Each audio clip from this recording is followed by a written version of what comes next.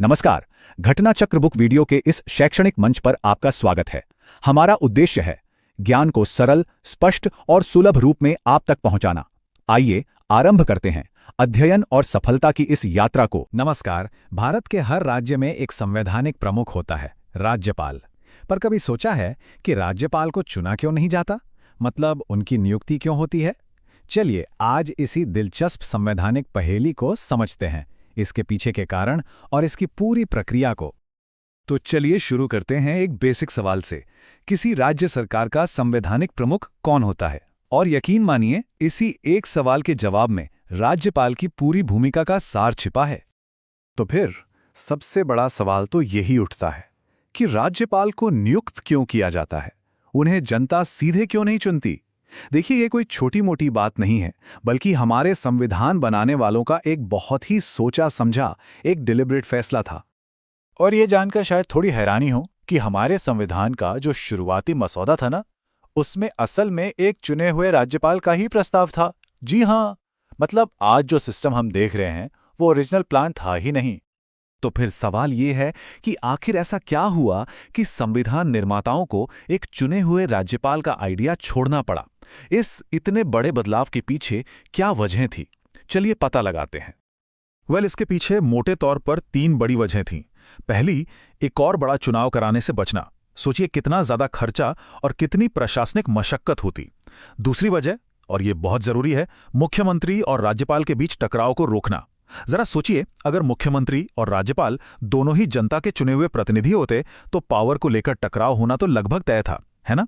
और तीसरी और सबसे अहम बात, ये हमारी संसदीय प्रणाली के खिलाफ जाता। देखिए, हमारे सिस्टम में असली पावर चुनी हुई सरकार के पास होती है, यानी मुख्यमंत्री और उनकी कैबिनेट। एक चुना हुआ राज्यपाल इस पूरे बैलेंस को ही बिगाड़ देता। ठीक है, तो ये तो समझ आ गया कि राज्यपाल चुने क्यों नहीं जाते, पर फिर सवाल ये है कि उनकी नियुक्ति होती कैसे है। आइए अब उस संवैधानिक प्रक्रिया को समझते हैं जिसके तहत राज्यपाल अपना पद संभालते हैं। तो असल में राज्यपाल हैं कौन? परिभाषा के हिसाब से देखें तो वो किसी भी राज्य सरकार के कार्यकारी और संवैधानिक प्रमुख होते हैं, मतलब राज्य के मुखिया। बहुत सीधा सा जवाब है, किसी भी राज्य के राज्यपाल की नियुक्ति सीधे सीधे भारत के राष्ट्रपति करते हैं। बस, इसमें कोई चुनाव, कोई वोटिंग शामिल नहीं होती। अब सवाल है कि राष्ट्रपति को यह अधिकार मिलता कहां से है?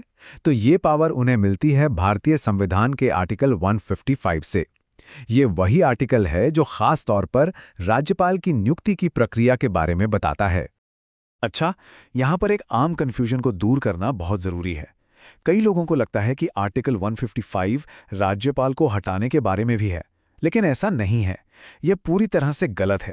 याद रखिए, आर्टिकल 155 सिर्फ और सिर्फ नियुक्ति यानी अपॉइंटमेंट की बात करता है।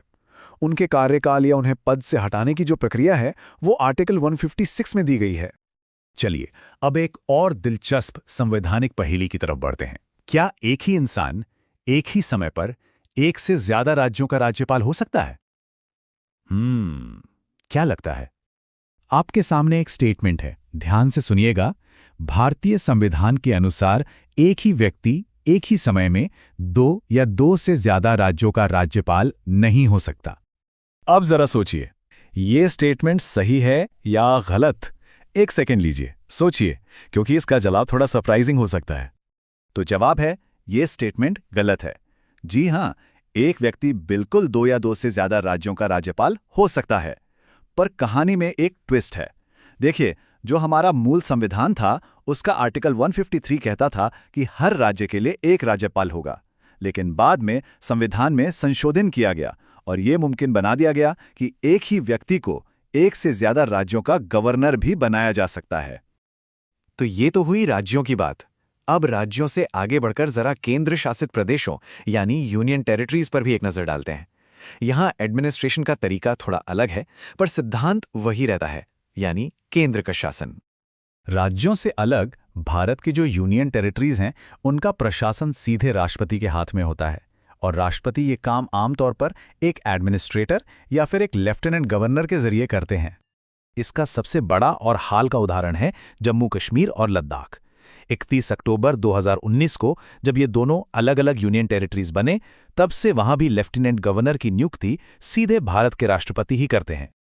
और अगर लद्दाख के उपराज्यपालों की बात करें तो 31 अक्टूबर 2019 को जब ये एक केंद्र शासित प्रदेश बना तो राधा कृष्ण माथुर पहले उपराज्यपाल नियुक्त हुए। उनके बाद 18 जुलाई 2025 को कविंदर गुप्ता इसके उपराज्यपाल बने। और ये सब हमें वापस उसी एक बुनियादी सवाल पर ले आता है कि एक लोकतांत्रिक तरीके से चुनी हुई सरकार के लिए एक नियुक्त मुखिया क्यों? ये सवाल भारत की जो अनोखी संघीय व्यवस्था है उसके दिल में बसता है और हमें सोचने पर मजबूर करता है।